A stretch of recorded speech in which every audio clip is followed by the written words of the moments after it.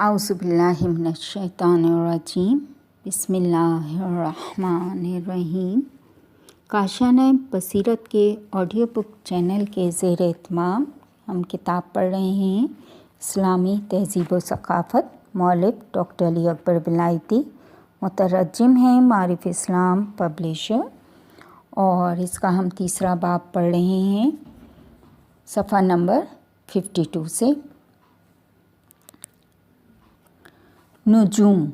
इस्लामी इल्म नुजूम के हवाले से इस्लामी दानिश्वरों की मालूमात का आगाज़ यूनानी इल्म नुजूम की कुतुब के तर्जुमे, बिलख़ुसूस बतलिमस की तालिफ़ात के तर्जुमे से हुआ।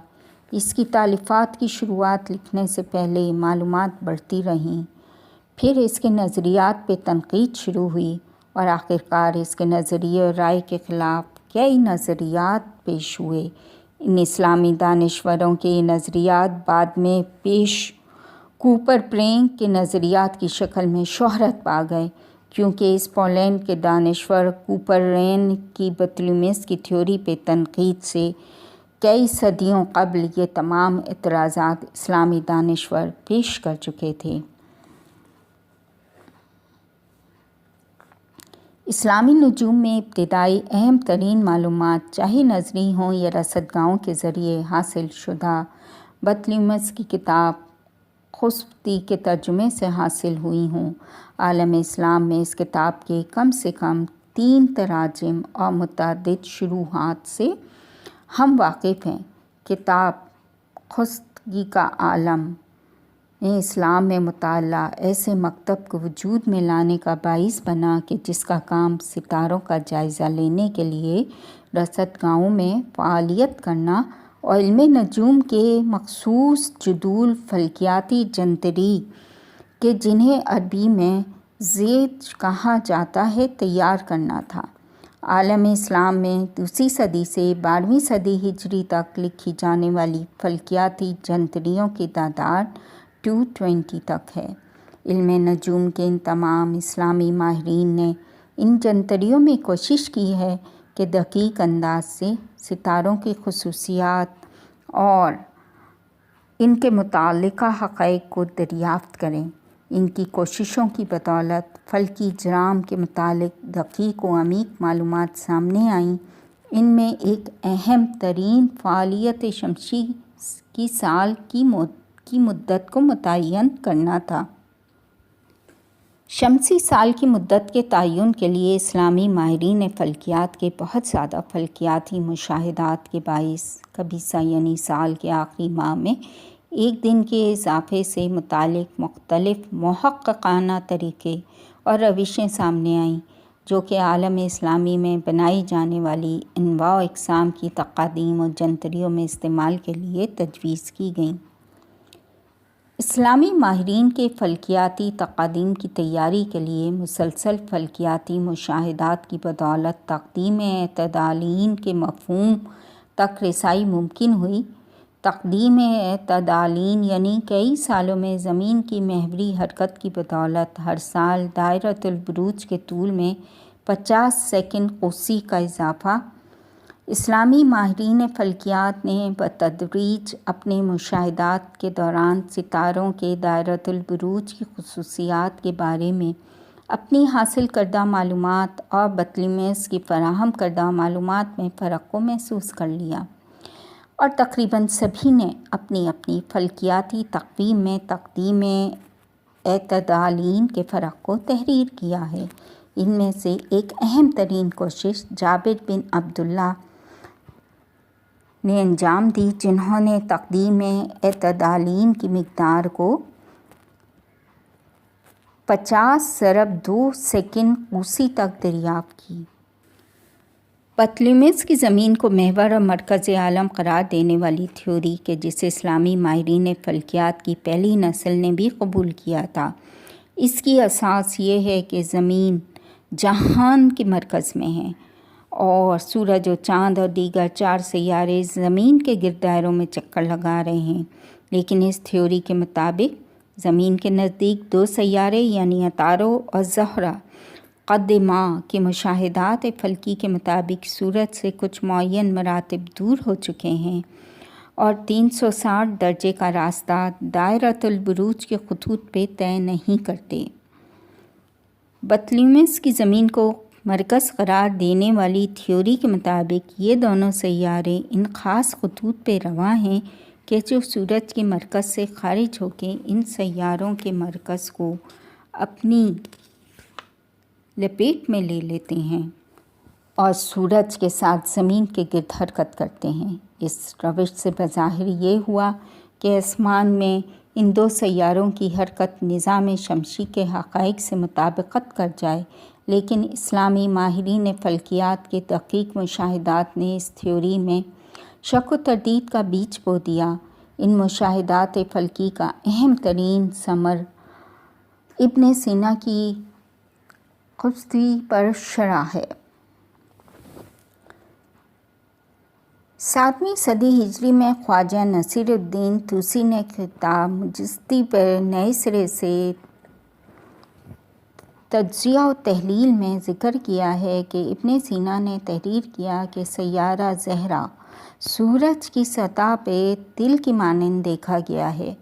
ابن سینا کی اس تحریر نے بطلیموس کے زمین کو مرکز قرار دیے جانے والے نظریے میں بہت زیادہ شکوک و شبہات پیدا کیے، کیونکہ اس نظریے کے مطابق زہرہ سیارے کا سورج کی سطح پہ دیکھا جانا یعنی گویا اس کا سورج کی سطح سے عبور کا ممکن نہ ہونا ہے۔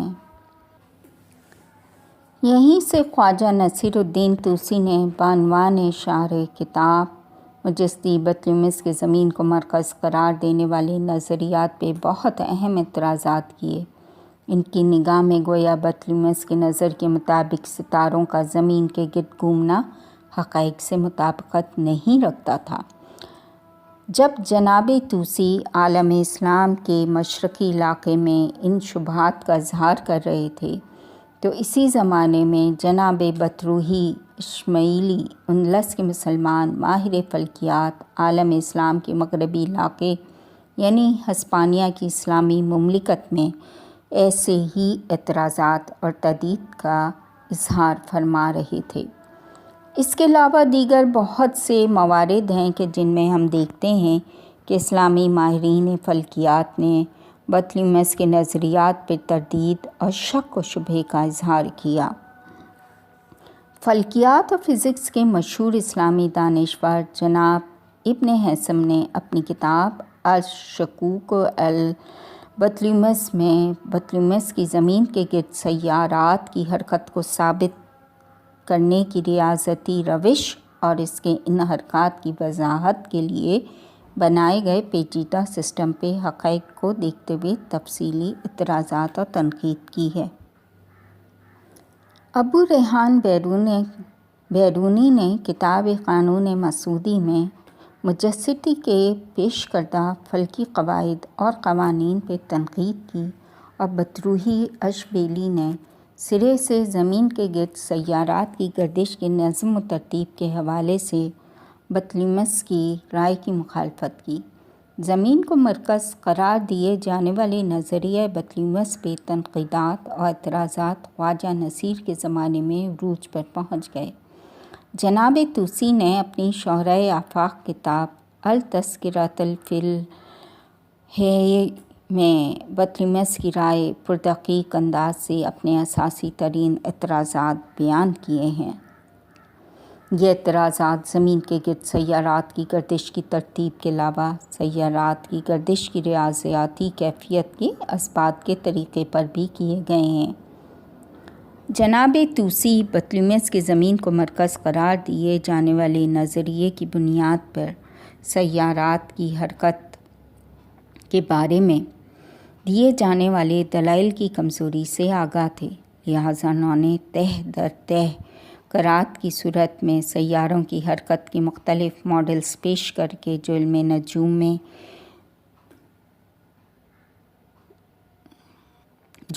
نجوم کی تاریخ میں جفت طوسی کے نام سے معروف ہوئے، بطلیموس کی رائے پہ قوی ترین اعتراضات اٹھائے۔ طوسی کے کچھ مدت بعد ابن شاطر نے بھی طوسی کی مانند بطلیموس کے نظریے میں سیارات کی ریاضیاتی حرکت کو ثابت کرنے کے طریقے پہ تنقید کی۔ ان کے بعد معید الدین ارضی اور مشقی نے بھی بطلیموس پہ ناقدانہ نگاہ ڈالی۔ آج تقریباً ثابت ہو چکا ہے کہ کیپلر اور کوپرنیکس جنہوں نے علم فلکیات کے اہم ترین انکشاف یعنی سورج کو نظام شمسی کا محور قرار دینے کے نظریے کی بنیاد رکھی، وہ اسلامی دانشوروں کی آراء بالخصوص خواجہ نصیر کے نظریات سے بہت زیادہ متاثر تھے۔ یہ چند افراد کے جن کا نام لیا گیا ہے، ان کے علاوہ بھی اسلامی علم فلکیات نے بہت سے ماہرین عالم بشریت کو عطا کیے، مثلاً محمد بن موسیٰ خوارزمی کے جن کی تالیف زیر سند ہے، بنو سبا کے 3 ماہرین فلکیات کے جن کا نام ابراہیم، محمد اور حسن ہے۔ انہوں نے کتاب رسالہ فی عمل الساعات المبسوط بالہندسہ فی الاقلیم ارادت تحریر کی۔ ابن یونس کے جو کہ زیج کبیر حاکمی کے مصنف ہیں، الاقبیر کے جو کہ مشہور دانشور اور سیاستدان تھے اور کتاب زیج العقبیق کے مصنف ہیں، اور نظام الدین عبد الاعلیٰ بیر جندی کے جو کہ فاضل بیر جندی کے عنوان سے معروف ہیں، کتاب ابعاد الاجرام کے مصنف ہیں۔ یہاں تک ہم نے صفحہ نمبر 55 یا 55 تک آپ کا گوش گزار کیا ہے۔ انشاءاللہ اس کے بعد ہم فزکس اور میکانیک کی